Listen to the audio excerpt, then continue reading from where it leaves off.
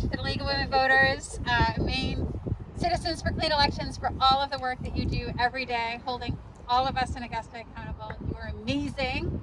Thank you for Mainers for accountable leadership and common cause, for leadership in difficult times. Make no mistake, our democracy is at a crossroads this year.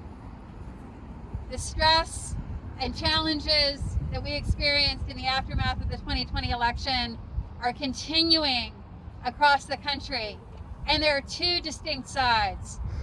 On one side are those who seek to suppress the vote, to prevent especially Black, Indigenous, people of color, people of low income from voting.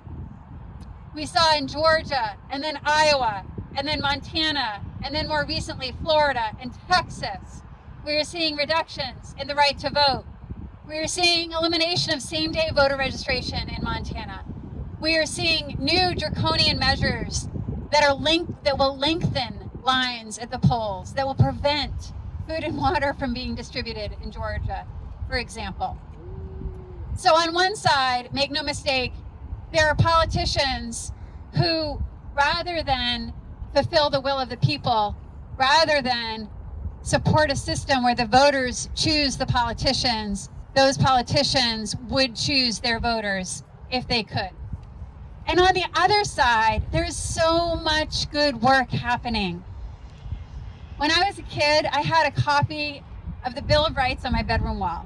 I grew up poor. I didn't have electricity or running water until I was in the 5th grade. But the Bill of Rights to me represented the opportunity that someday I could be Maine's 50th Secretary of State did not occur to me. But I knew I could follow my dreams. And earlier this week, I was on a Zoom call with the secretaries from Oregon, Shamia Fagan, and the secretary from Colorado, Jenna Griswold. And they shared that they had similar humble circumstances. Jenna said she too grew up in a household where her mom was sometimes working 2 jobs to support the family income. Shamia said she experienced homelessness as a child. Her mother struggled with substance use disorder, but they grew up with this idea of opportunity, of participation, that if everyone has the right to participate, our democracy is stronger. So in Oregon, in Colorado, and here in Maine, we are strengthening our election laws. We are engaging in expanding the right to vote. Here in Maine, we are going to implement automatic voter registration within the year so that every voter who goes to the Bureau of Motor Vehicles will be enrolled to vote if they choose. We are going to implement online voter registration so that young people from their phone or working people can register to vote from the convenience of their households. We are putting and making permanent absentee ballot drop boxes all around the state. We are making permanent online absentee ballot tracking so the 62% of Mainers who participated in absentee voting in 2020, in the next election, they can continue to watch their ballot from issuance to receipt and counting at the polls. So we here in Maine and in Colorado and in Oregon and Minnesota and Michigan, we're strengthening election laws. We're making it easier, more accessible, more secure to protect the right to vote. So these are the two stories that are happening state by state. But it shouldn't be that if you live in Maine, there are no barriers to vote. It shouldn't be that if you live in Maine, you have the right to vote, but if you live in the District of Columbia, you don't. That if you live in Maine, you can vote 30 days in advance of the election. You can be assured that the longest the line might be is 20 minutes if you go at 8 a.m. at Portland on election day. But that if you go to Georgia, your line could be hours and you would be without water or food. It shouldn't be that way. So that is why S1 is so incredibly important. The For the People Act is so incredibly important. I had the privilege of testifying before Congress virtually earlier this year to talk about the good news, to celebrate what we do in Maine, which would be the law of the land all across the nation should S1 pass. I talked about same-day voter registration, and many of you in this crowd worked with me and others to pass same-day voter registration when it was repealed back in 2011. S1 would make same-day voter registration available to every American citizen. I talked about how in Maine and in Vermont, everyone has the right to vote, even people who are incarcerated, even people who are formerly incarcerated. S1 would guarantee that everyone, including people who are formerly incarcerated, have the right to vote by expanding the franchise to people who've exited prison or jail. S1 would allow for early voting 15 days prior to the election. And I talked about, well, in Maine, we do in-person absentee 30 days prior to the election, but at least S1 is 15 days prior to the election. And that is a good thing. And then S1 would make states like Maine do things we're not quite doing, like online voter registration. We were a little late to that party. S1 would put online voter registration, the law of the land, all across the country. So let's work to get our delegation to pass S1. And let's not forget, so in my office, I have some paintings by the amazing Maine artist, Robert Shetterly, who has a series called Americans Who Tell the Truth. And I have a fireplace at the Secretary of State's office. I'm the first female Secretary of State in 200 years. And I'm in this historic office. So I reached out to Robert Shetterly and I said, I would like heroes of voting rights and civil rights to grace these walls. And so Congressman John Lewis has the portrait of honor over the fireplace in the office of Secretary of State. And so there's a second piece of legislation, and that is H.R. 4, which has not yet passed. That is the expansion of the Voting Rights Act to allow the Justice Department to go into states that are actively suppressing the right to vote for Black people and people of color to intervene.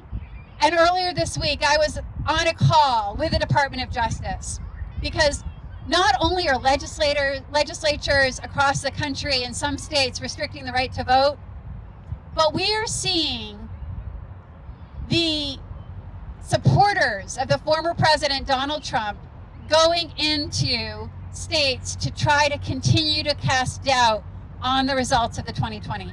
The big lie is continuing, make no mistake. And the front lines of that fight are in Arizona, where they are having something that Secretary of State Katie Hobbs of Arizona, who's a wonderful secretary, who's unfortunately under police protection due to death threats right now, she calls the fraudit. The Republican-controlled legislature in Arizona outsourced a post-election audit that is going on right now to a firm called Cyber Ninja, which is just as suspect as you might believe.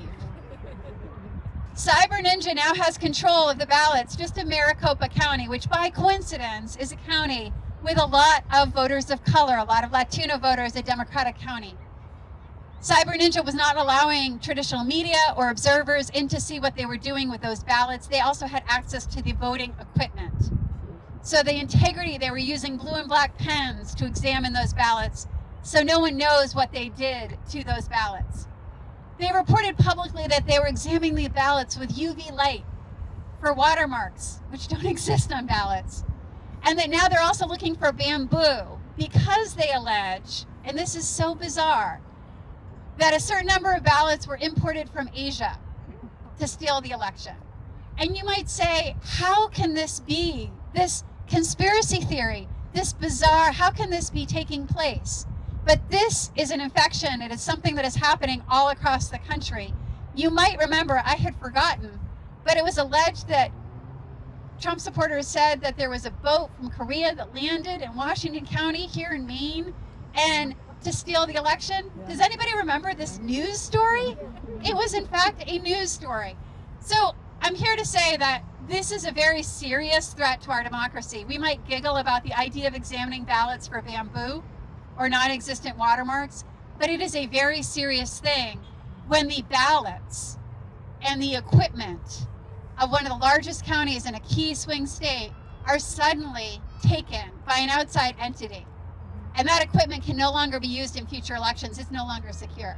So this week, Secretary Hobbs asked a couple of us, myself, Jocelyn Benson of Michigan, Steve Simon of Minnesota, and then we recruited some Republican secretaries. I called Kim Wyman of Washington and Barbara Sagowski of Nevada.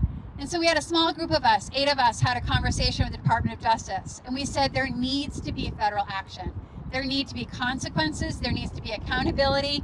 We need to preserve the integrity of our elections. So what you're doing today is extraordinarily important. What you're doing today, giving up your Saturday, the Saturday of Mother's Day weekend, to take time for a votercade, to support the League of Women Voters, to support Common Cause and Mainers for Accountable Leadership. We need to use our power here in Maine to help pass S1, to help pass HR 4, to help support DC statehood, and to urge the federal government to hold these other states accountable and to stop these threats from rising here in Maine. So thank you. I have some advice. We've been talking with all the other secretaries nationally. What can we do?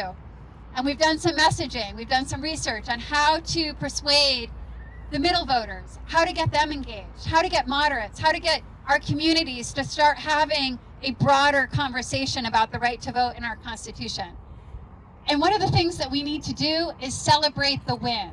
We need to celebrate the good news. We need to show another way right here in Maine. Show what voting rights can be. Show what supporting democracy looks like. So this is what democracy looks like. Thank you very, very much.